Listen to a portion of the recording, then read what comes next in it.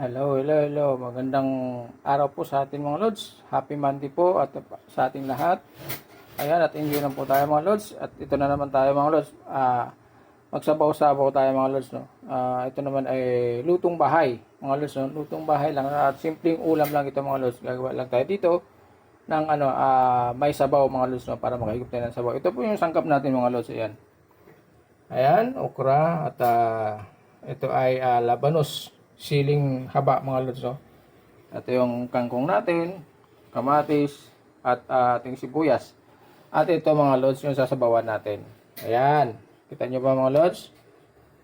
Yan. Yan yung sasabawan natin mga lods. So, ilalagay natin mga lods, no? Ilagay natin yung kamatis natin.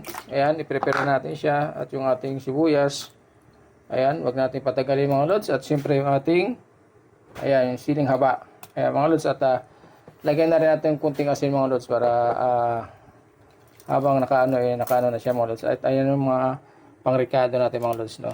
Ayan, yung ating yung sinigang natin. Ayan. So, ayan mga lods, huwag natin patagalin at umpisa na natin mga lods yung ating sinabawang shrimp. Ayan, mga na. Okay?